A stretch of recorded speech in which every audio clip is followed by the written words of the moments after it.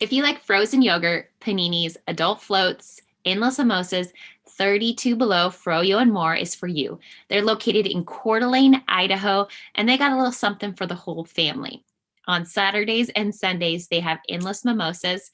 So make sure you go check them out, like them on social media, go to Yelp, give them a great review. They're an amazing business, community minded, and doing some great things in our community.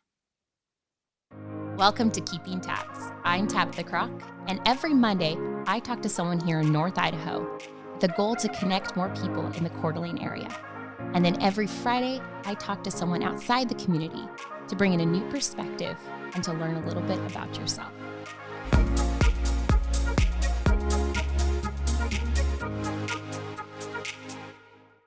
All right, good morning. I have Jessica Ball with me. First, I have to say congratulations, top 30 under 40 for 2021 in this wonderful year. So there was just a virtual event, which was really great. Your interview was fantastic. So congratulations.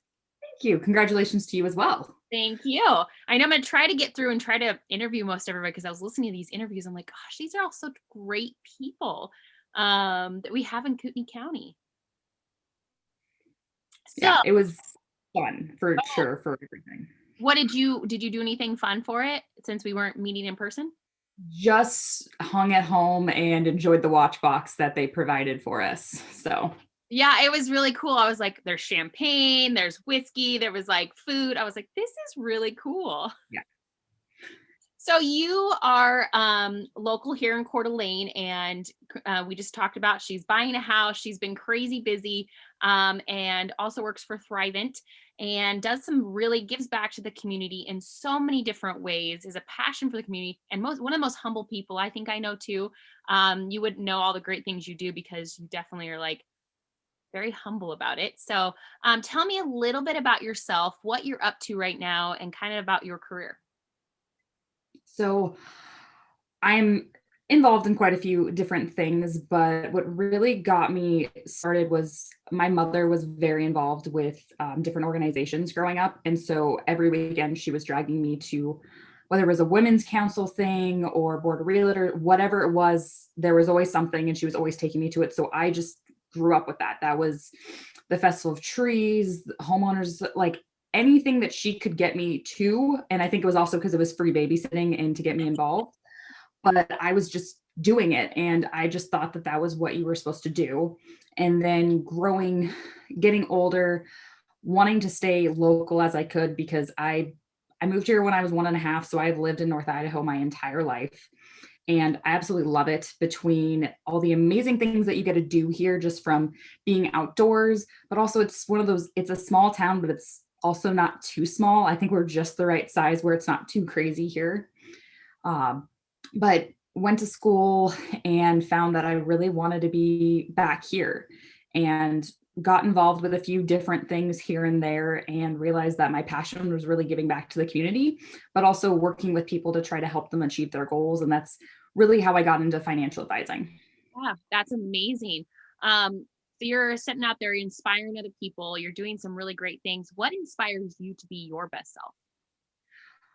I would say the people around me. I realize that I can't achieve anything without the assistance of somebody else. You cannot do anything by yourself anymore.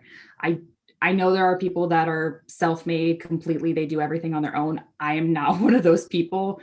I lean on the people that I have on my job, my friends, anybody that's in different groups that I'm a part of. I really work with them to make sure that I can be achieving what I want, but more than anything, they're achieving what their goals are. Because I'm a big believer in what is it, rising.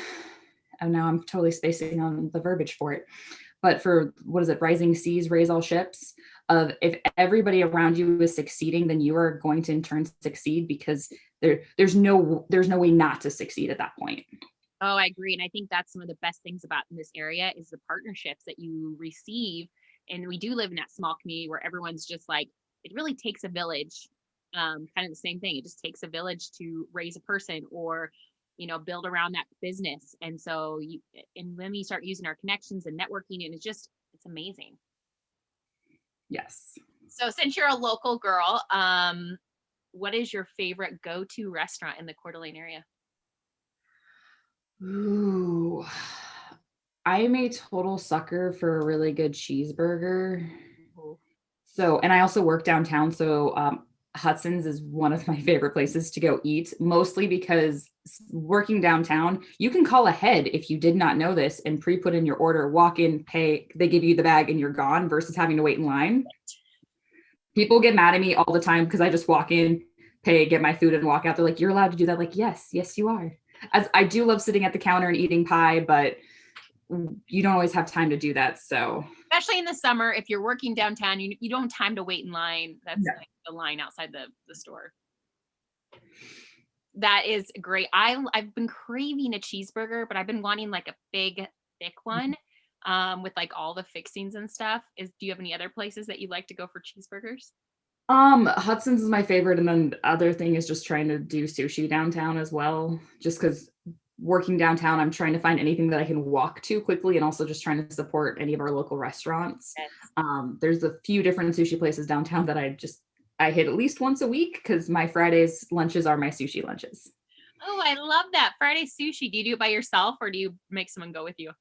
It's 50-50. Oh, With COVID, unfortunately, I've had to do it by myself most of the time, but for trying to get either meetings with clients for it or my coworkers, just trying to make sure that I'm able to get out of the office at least once a week. yes. And so, obviously you're doing some financial planning, you do community stuff. Um, and a lot of that brings different like stages in your life and failures and successes. Is there something along the way, like as your career or in the community, some a life lesson you've learned the hard way? Asking for help. That when I first started working at Thrivent, I thought I could do it on my own. I really thought that no, this is my thing. I'm going to do it my way because I know what works best for me. And within about 6 months, I realized that that was not going to work in this career. It wasn't going to work like it did before for my last job. I needed help. And so then I really threw out a lifeline to my coworkers along with my boss and just said, I thought I could do it my way. Turns out things that I did my way did work. My networking, the groups that I became a part of, and the community involvement were huge, but not everything was turning around the way I wanted it to. So I really had to reach out and ask for help and realize that I wasn't being criticized for not succeeding the way I wanted to. I was merely being shown, hey, you know what? Sometimes this way doesn't work. And I was given the opportunity to see how it could work in a different way. And I just utilized my coworkers, my boss, and my friends for really supporting me through that to see that I could still succeed in this. It just would have to be in a slightly different way than what I'd originally thought. And asking for help was very hard because I'm like, I'm a young independent woman. I can do this. But I realized that I needed the assistance and I needed to be okay asking for it. Even if I told myself I wasn't going to do that, I had to ask for help. And I would say that would be the biggest thing is sometimes you need to step out of your comfort zone and be vulnerable and say, I need help. Yeah, and I think that's with anything like running a fundraiser or something like that, and you're like, "Oh, I got this," but then you're drowning, and then all these tasks don't get done. So it's like, and people are ready to help, ready to like help you. And so I think it's just like you be like, "Okay, can you do this for me?" And then people are like, "Yes, please." And so like asking for help in work, in community, and like even in personal life. Mhm. So when someone says, like, you're like, oh, do you need help with, you're going through a rough time or a family member passes and you're like, can I do something? And someone really would love for you to say, yes, could you do this for me? I think it's both ways there. Yeah. So is there one thing you wish that you would have known before starting your career? I think that it takes time. Mhm. I know some people are successful just right out of the gate, and that is amazing. But a lot of the times it takes time to build. It takes those failures before you hit that success. And I think a lot of people don't realize, especially when we're young professionals, of when we're getting into our first major careers, it's not overnight. You have to take time. You have to build whether it's the reputation or the relationships that are going to get you to the point where you feel that you can be successful. And I think I had a skewed representation again for thinking I could do it all on my own. That it would just come easy. All of a sudden it'd be, oh, I'm very successful. This is great. I'm doing all these amazing things, but it took time. It wasn't overnight. I didn't just say, oh my gosh, I want to become a president of a group or be more involved in my community. It took time to build that up to figure out where I fit in. Oh, so true. The patience that comes with it, especially we're just like we all. That's the worst part about this time is like we get everything. We want that quickness, and not and knowing that it takes some time. Especially, I think the generation below us, it's like they get those emails fast, they get the social media fast, they get everything quick, and so they're like, no, no, no. All of this actually takes time, and you can't just jump into this career. If you were given a billboard in Coeur d'Alene or anywhere in the North Idaho area and you could put anything on it, it could say or have anything on it, what would it say? Life short, eat more chocolate Mm. or eat cake, I guess, a dessert idea in there. I love chocolate. I have a problem, although some people might not think it's a problem. I don't think it's a problem. But I've noticed that sometimes it's those little things where you just need to take a step back and like, hey, it's fine. If you go ahead, eat the cake, go ahead, have the chocolate, just enjoy that extra piece of sushi that's on your plate. Cause it's those little things in life that can bring you just those small amounts of joy. And sometimes that's what you need. And like I joke about like if I had a nonprofit, I would make it so everybody could have a piece of chocolate. I know people are allergic to chocolate, but for everybody that's not allergic to chocolate, being able to give them something, because I think it's those little small joys in life that I think we take for granted, especially in the fast-paced world that we live in today. We want everything right away, but sometimes we need to take that step back to really enjoy what it is that we have. And it's really hard to like be running and eating a piece of chocolate. You really have to slow down and take your time, otherwise you'll choke on it. So I think that just that kind of little thing would just take the time, sit back and enjoy is really important. I love that. I actually that makes me think of something because I was in a job interview, like a phone job interview. It was a long time ago for a job in like Tennessee or something. Anyways, I'm on the phone and the lady's like, "What is your weakness?" And I was like, she's like, "What would be one of your biggest weaknesses?" And I was like, "Oh, chocolate." And she was like laughing so hard because I was like, "Oh, you mean professionally?" It's my weakness too. It's Yeah, a I love it. I love it. So, is there something along the way that you really have failed at, that you kind of sticks out in your brain, but you kind of learned the most about yourself or you know what who you are? um I think it goes along again with the asking for help and really trying to utilize the people that are around you in any way, shape, or form. Trying to be a one man band is very difficult. And I am one of those people that I sometimes am a perfectionist. And the idea of just completing something isn't good enough for me. I want to put forth as the best I can. Even if it's not perfect, I want to feel that I did the best that I could in that process. And just throwing something together quickly, even though it sometimes has to happen, I really want to make sure that it is the best product that I could do, even if it is a very short period of time to do it. But reaching out to other people, I've been blessed to be a part of Rotary, Lady Elaine's, Toastmasters, and a few other groups where I have a amazing tribe of people that are around me that will give the shirt off their back if I needed it.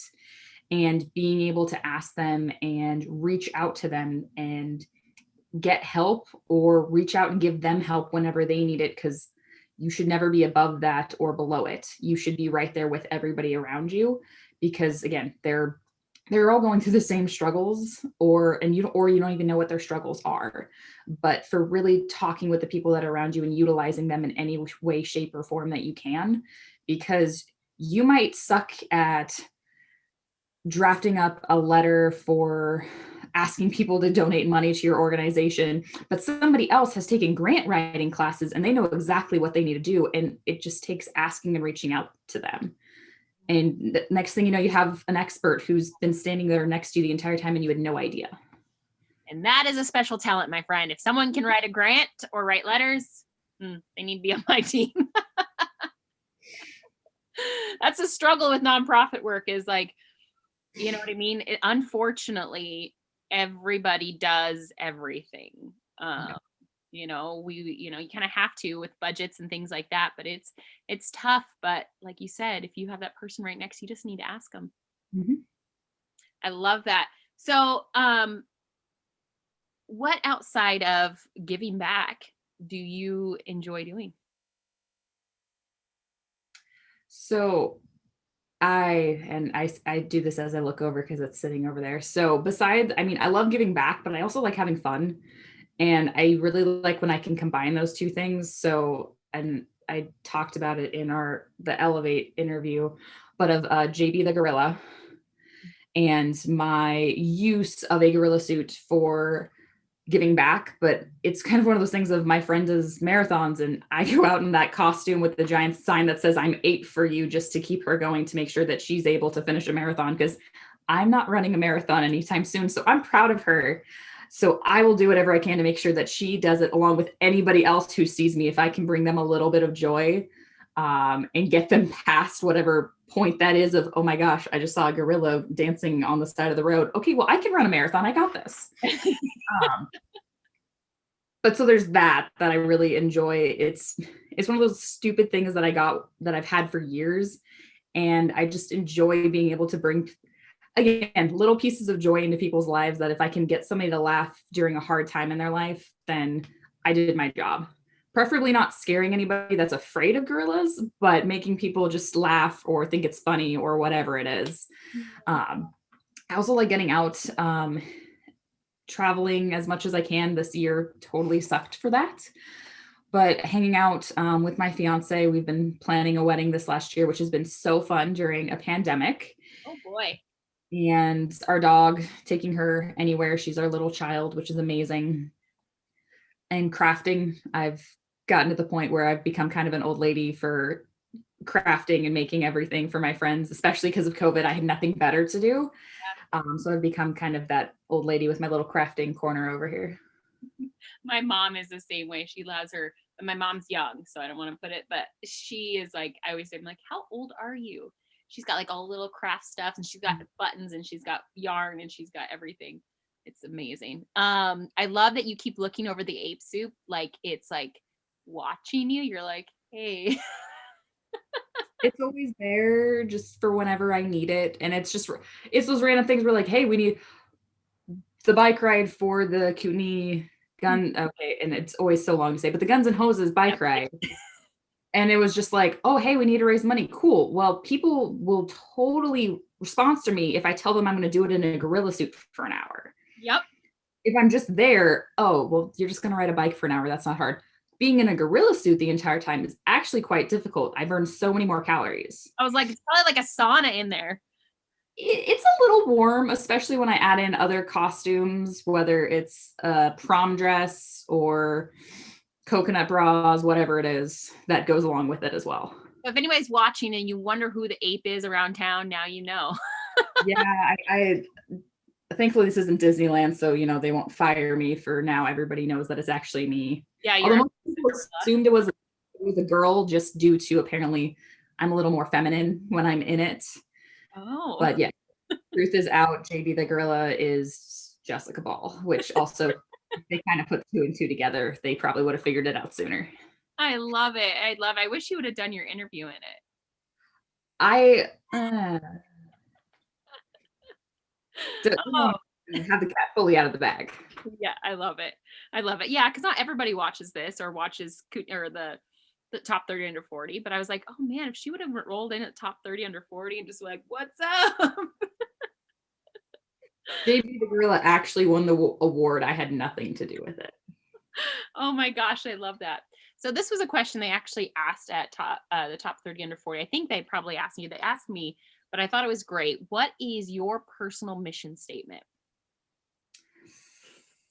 They did not ask me that one when I did mine. I was really bummed they didn't put mine in there because it was, one of those ones I'm like, oh, that was a good answer. And then I was like, oh, they didn't put it in there. Dang it. I knew they were going to do my gorilla and chocolate because they're just like, those are very unique. Nobody's mentioned those before. Yep.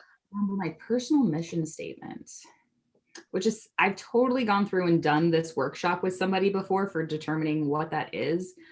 And I'm probably stealing somebody's somewhere, but the idea of I succeed based off of based off of everyone around me succeeding. So the idea of if I can elevate somebody next to me, I will in turn elevate myself.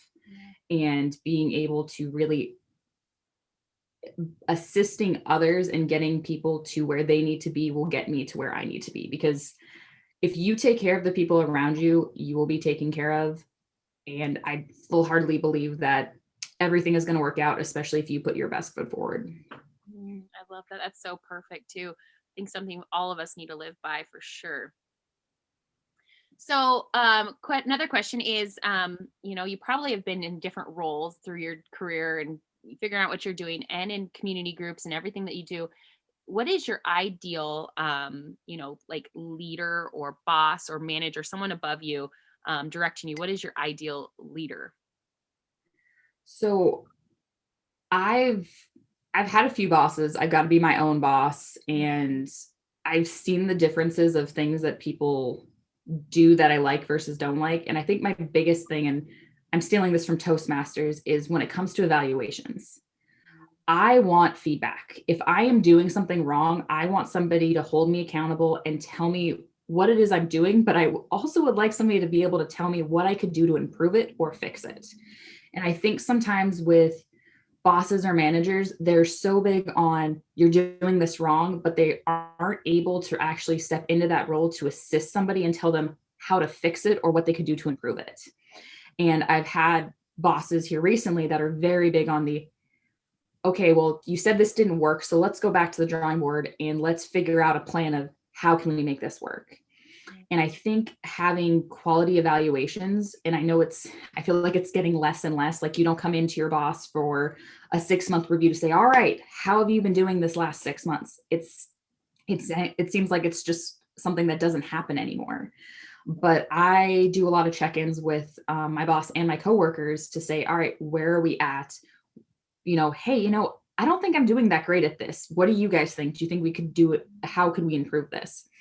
And having those conversations and that feedback, I think is super important. And I think I learned it mostly from Toastmasters because that's one of our big things is giving speeches and talking in front of people is huge, but actually receiving feedback on how well you did and how you could improve is major because you can do the same thing over and over again. I think it's great. And they're like, you know, I think we could do it this way. And I think your message would come across better.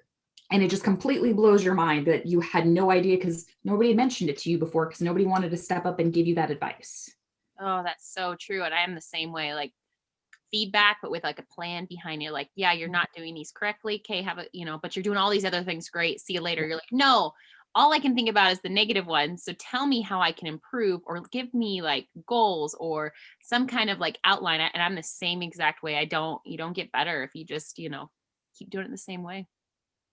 Edison, I mean, he learned how to make a light bulb incorrectly how many different times before he figured out correct.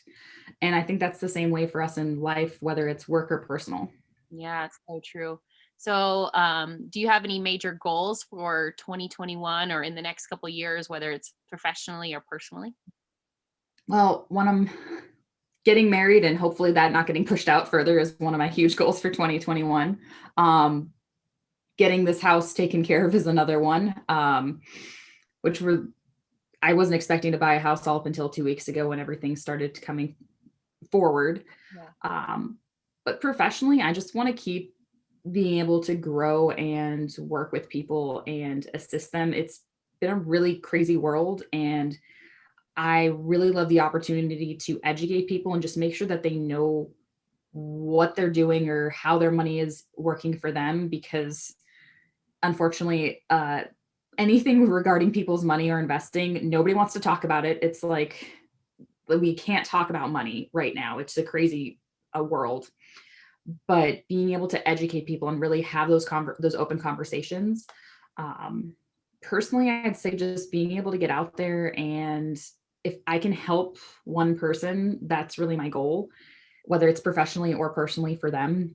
Or if I can, make somebody happy by bringing them some chocolate or wine, I'm also good for that. But really just wanting to get out there and like I love the idea of getting recognized for an award, but there's amazing people around our community that are doing amazing things that nobody even knows about. Oh, And so educating myself on the things that are happening in our community, the organizations that we have, and just being able to either be a representative for them or just be able to tell somebody about that. But really trying to make sure our community continues to grow in the right way and helping people along the way. yeah, I'm the same way as you. I like even like with the top 30, I like listening to some of these people. I'm like, you're doing what? What? Like that Like, I'm Morgan, not in your guys' category whatsoever. I haven't built anything cool. I just dance in a gorilla suit. So right? I'm Like just you're like, like, cool. yeah. I mean, some like that Morgan Dixon, I interviewed him for the podcast one day, and because I had saw who he was, and I was like, he's 19. He's already started 2 companies. He does a nonprofit. He's helping people build their own companies. I'm like, this kid is how old? And he's so like so sweet. And I was like, this is freaking amazing. So yeah, I agree with you. It's pretty amazing to see what's happening in our little community. So, like we said, it's COVID, it's the pandemic, it's elections, it's whatever you want to say. It's just crazy. Do you have a piece of advice that you would give someone listening right now as they kind of navigate through this, whether it's mentally, physically, emotionally, financially? Do you have a piece of advice for someone listening right now? I'd say take a step back for a second and really look where you're at. This has been a crazy year. I didn't think that I was going to actually be able to get married this year with everything, buy a house or anything. And now looking at it of being like, you know what?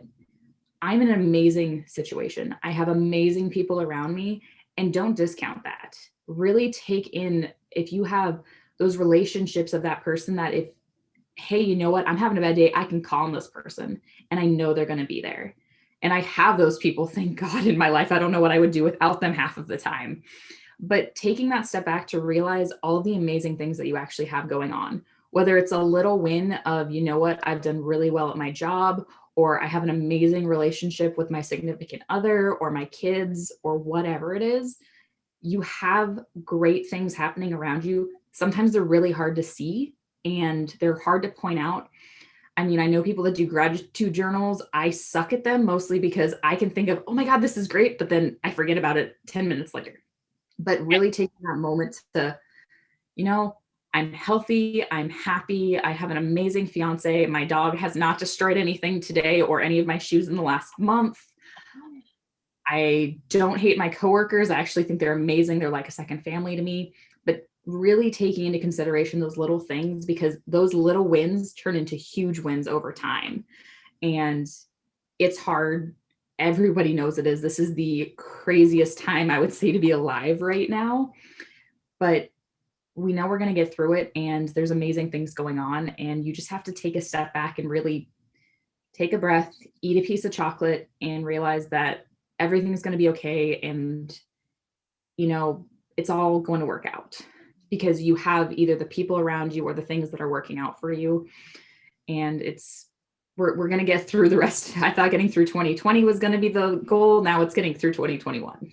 Yeah, it's like the repairing. I feel like this is like the damage control. It's like things are just like still great. Everyone's like, oh, 2021, it's the new year, new me, new this. I was like, oh, no, no, no, no. We're still 2020, kids. It's just a Yeah. different number. All right. So if someone wants to reach out to you, whether it's professionally or maybe community wise or whatever it is, what's the best way to get a hold of you?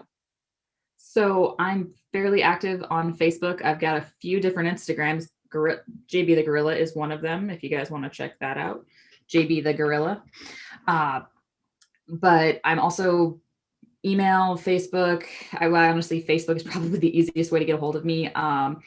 I am a part of different organizations. I'm the incoming Rotary president for Coeur d'Alene Evening Rotary, on the board for Lady Delane's, KCYP member, have not gotten on the board yet. I've missed all of those meetings. I have not been nominated.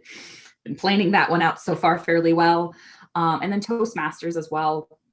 But getting involved in the community is huge, and it's whatever floats your boat. I got involved with Toastmasters because I sucked at public speaking. This would have scared the living bejeebies out of me to actually have a recorded conversation with somebody. Because, oh my gosh, it's like Ricky Bobby, what do you do with your hands? Kind of. I do. but I learned, and I had a great opportunity to realize that I needed help with those skills. And I got leadership skills from Rotary and from Lady Delane's. But all in all, just find me on Facebook. I'm easy. Oh, I say I'm easy to find. There's a lot of Jessica Balls. Actually, I have a very common name. It'll be not so common at the end of the year, thankfully. Very good. Um, but yeah, if anybody wants to reach out to me or has questions about either the organizations or, needs a gorilla for hire, I'm available. I love it. Last question is, how can we support you right now? Um, I don't have any events going on right now because of COVID. But if anybody has, I mean, the professional side of my business is I'm a financial advisor. I mostly like to help young individuals, whether you're a young family, young professional, just be able to answer questions regarding finances. It's a crazy world out there, and the biggest thing is education. If somebody has questions like the amount of people I describe the difference between a traditional IRA and a Roth IRA and how people don't know the difference, it's okay if you don't know the difference, but the thing is finding somebody that you can trust and can explain that to you and educate you so you can make a smart financial decision before you go and invest. I mean, we just had a crazy day on Wall Street just with regards to everything. And then regarding personally, if anybody also needs chocolate, wine, I'm down for dog walks or dog dates. My dog really needs more friends. She's an only child. Um, but yeah, my biggest thing is I want to be able to support other people. And I know that in turn, it'll come back in some way, shape, or form to me. Even if it is only a piece of chocolate that I receive, I'm okay with that. Oh my gosh, I hope everyone listening goes and just like drops chocolate off at your office nonstop. The girl that loves chocolate. I love it. Yeah. All right. Well, thank you so much for joining me today. This was awesome. Good luck in everything. I'm excited to see the gorilla suit even more now, just knowing that's who it is. Well, thank you so much for having me. Thanks for listening to Keeping Tabs. I'm Tabitha Crock, and every Monday I release a podcast about different community members here in North Idaho. And then we end the weeks on Fridays with a podcast about the things I'm passionate about: outdoors, adventures, sports, the van life, and even current events. So if you like what you heard, make sure you subscribe to my YouTube, Spotify, or iTunes. Thank you again. Now go be kind and do something great.